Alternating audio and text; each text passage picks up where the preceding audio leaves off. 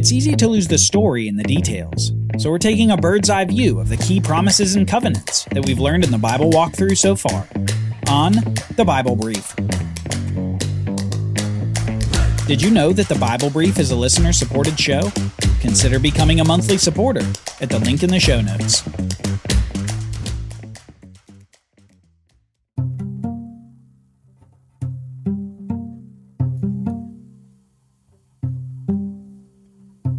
As we read the Bible, it can be easy to get bogged down on all the details. There are so many names and places and events, they can begin to swim around in our minds, get muddled together, and ultimately lose their significance. Jacob becomes just another name. Joshua becomes one of those Israelites in the Old Testament, and Abraham soon becomes the old man who had a child with his old wife.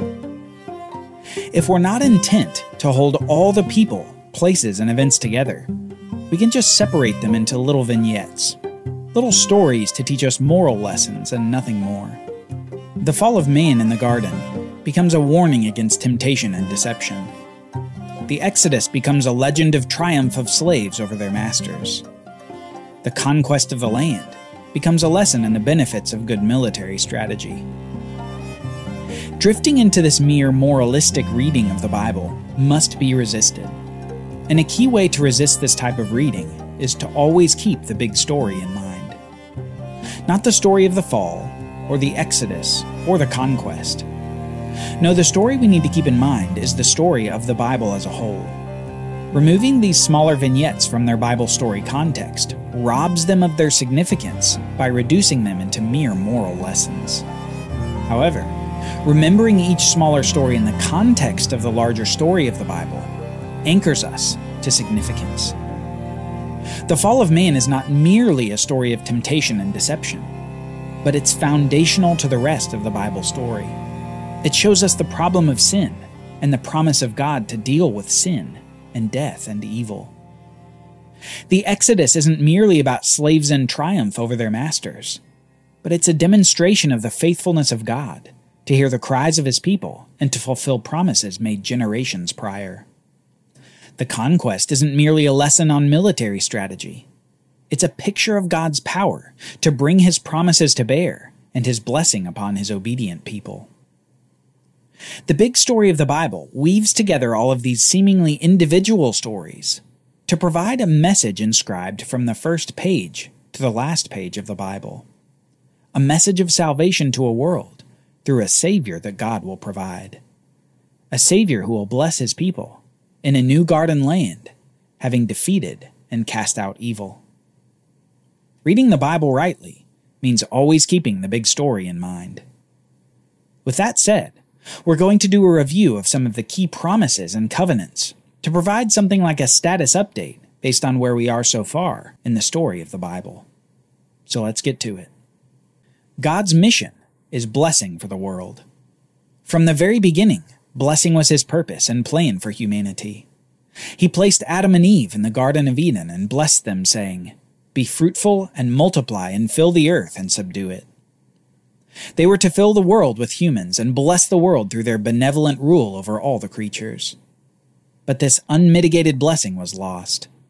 In disobeying God's prohibition to eat from the forbidden tree, the tree of the knowledge of good and evil, the humans fell into sin and were cast out of God's abundant garden. They experienced cursing outside the garden, and sin began to spread where blessing was intended. That sin eventually became so pervasive, with such violence, that God flooded the world, saving only Noah and his family from the devastating flood judgment upon the land. This reset of humanity, however, wasn't a reset of the story. Since the garden and the fall of man, God was beginning to focus his story on a seed. He promised that one day a seed of the woman would come to defeat the evil deceiver of mankind in the garden. One day, this promised seed of the woman would come to set things right.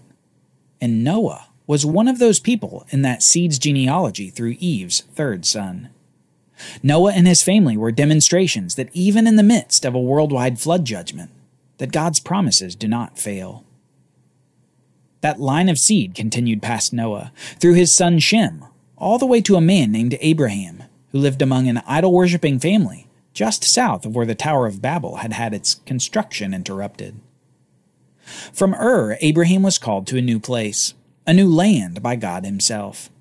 In faith, Abraham came to the land of Canaan, and while there, God expanded his seed promise with some significant detail. To Abraham he promised land, seed, and blessing. The land of Canaan, seed or offspring in abundance, and blessing to the world through a particular seed of Abraham.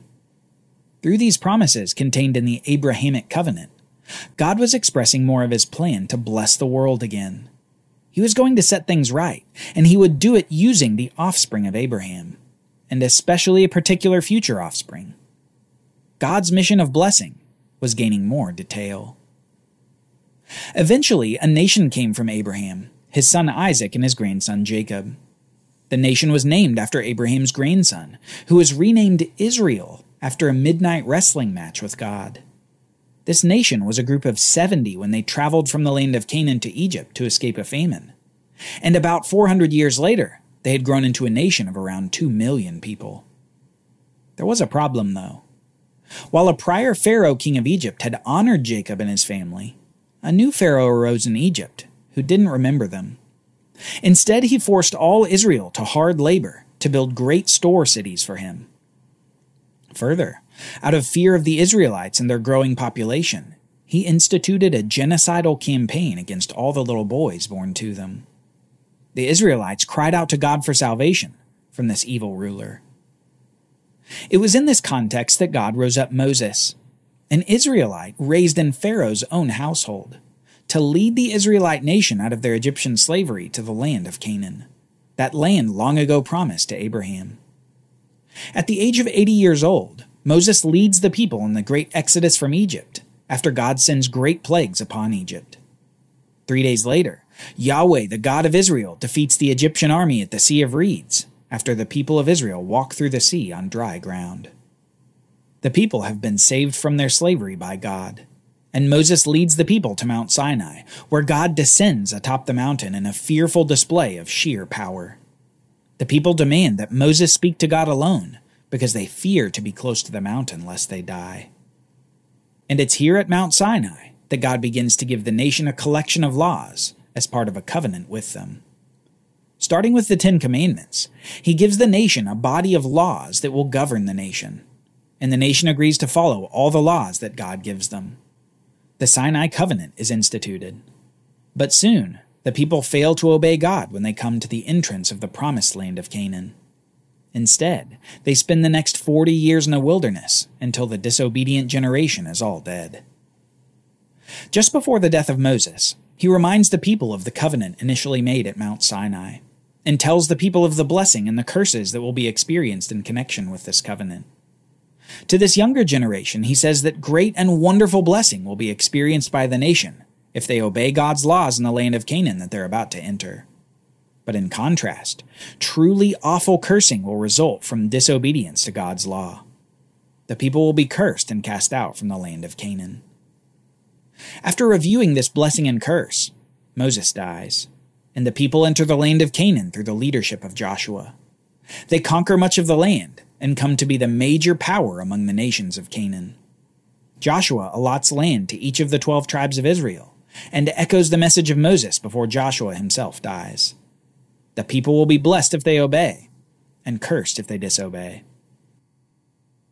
So far in the Bible walkthrough, we've seen 3 major points in which God makes promises that build on each other.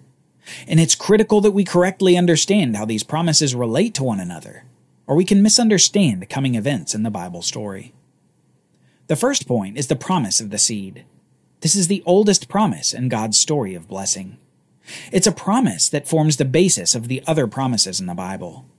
The seed of the woman will defeat the serpent at the cost of his own life. It's this seed promise that much of the book of Genesis develops. Which brings us to the second point, which is the Abrahamic Covenant promises. These promises build upon the earlier promise of the seed by adding detail and providing a contextual framework for the coming of this one offspring who will defeat evil. Through the Abrahamic Covenant, we discover that this promised seed of old will come from a nation descending from Abraham himself, a nation that will be connected to both the land of Canaan and the promise of a multitude of offspring. God is going to use this nation as a vehicle through whom the promised seed of old will come. The seed, who we find out, will be a king who reigns over Israel and has dominion over the whole world. It's this third point, however, that people can often get confused about: the Sinai Covenant. It's important to remember that the covenant that God makes with the nation of Israel doesn't replace the covenant made with Abraham in any way. Instead, it makes enjoyment of the land portion of the Abrahamic Covenant to be conditional upon the obedience of the nation to the law of God. That is, the nation is forever promised the land of Canaan, but that promise is only realized when the nation itself is obedient to God's law. Blessing and dwelling in the land is the result of obedience. Cursing and being cast out from the land is the result of disobedience. So we have the promise of the seed, the Abrahamic Covenant, and the Sinai Covenant, all related but distinct in what they accomplish. The promise of the seed develops and gains detail in the Abrahamic Covenant of land, seed, and blessing, while the later Sinai Covenant expresses conditionality for the generations of Israel to experience the land promise in the Abrahamic Covenant.